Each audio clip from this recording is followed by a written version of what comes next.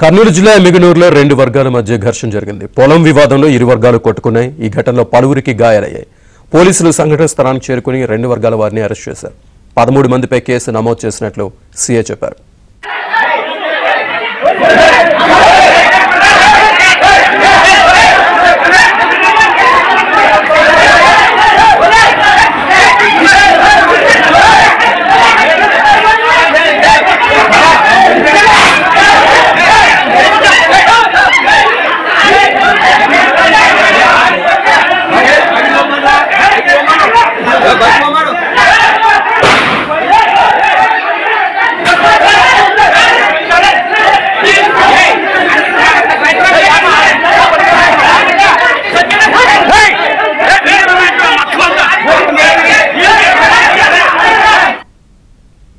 కర్నూలు జిల్లా ఎమ్మిగనూరులో రెండు వర్గాల మధ్య ఘర్షణ జరిగింది. పొలం వివాదంలో ఇరు వర్గాలు కొట్టుకున్నాయి.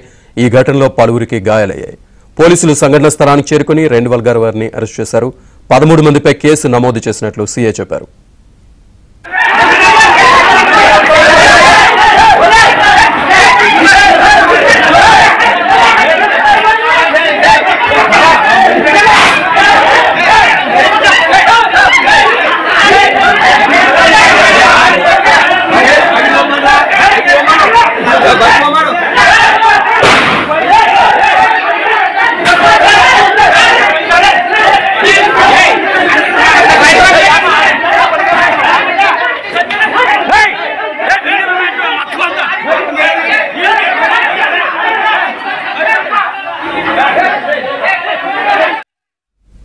ఈ ఘటనకు సంబంధించి పూర్తి సమాచారాన్ని మా కరెస్పాండెంట్ సుంకన్న అందిస్తారు. సుంకన్న, శ్రీనివాస్, కడమెట్ల గ్రామానికి చెందిన అన్నదమ్ముల మధ్య కొంతకాలంగా పొలం పంచాయతీ నడుస్తుంది.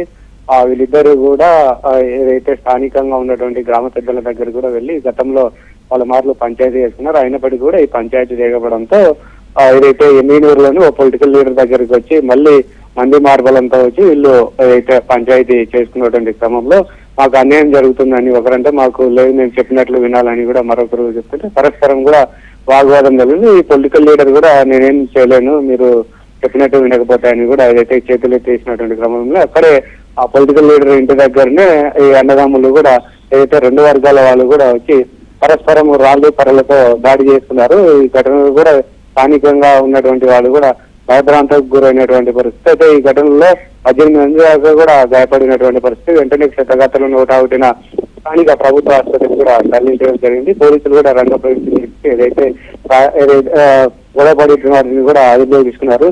18 మంది పైన కూడా కేసు నమోదైనట్లుగా తెలుస్తుంది. అయితే పొలం పంచాయతీ విషయంలో ఏదైనా ఉంటే లీగల్ గా వెళ్ళాలి, కానీ ఈ విధంగా గొడవ పడడం కరెక్ట్ కాదని అయితే పోలీసులు కూడా ఇద్దరు అన్నదమ్ములు కూడా వార్నింగ్ ఇచ్చి ఏదైతే గొడవలకు పారిపోతే కఠిన చర్యలు తీసుకుంటామని కూడా హెచ్చరించినటువంటి నేపథ్యంలో ఏదైతే ఈ పొలం పంచాయతీ తెగేంత వరకు కూడా ఏదైతే ఆ రెవెన్యూ అధికారులను కూడా సంప్రదించాలని కూడా గ్రామ పెద్దలు సూచించినటువంటి క్రమంలో ఈ చాలా కాలం నుంచి కూడా గొడవ జరుగుతుంది. కాబట్టి రెవెన్యూ అధికారులు ఏదైతే దీనిపైన కూడా చర్యలు విచారణ చేపట్టి చర్యలు తీసుకోవాలని కూడా స్థానికంగా ఉన్నటువంటి ఏదైతే బాధిత బంధువులు కూడా వాళ్ళు అయితే రెవెన్యూ సిబ్బంది దగ్గర కూడా వెళ్ళినట్లుగా తెలుస్తుంది. అయితే మొత్తం మీద చూసుకుంటే అన్నదమ్ముల గొడవతో ఏదైతే శిల్పానగర్ లో కూడా స్థానికులు కూడా భయాందోళనకు గురైనటువంటి పరిస్థితి. Right Sunkanna, thank you.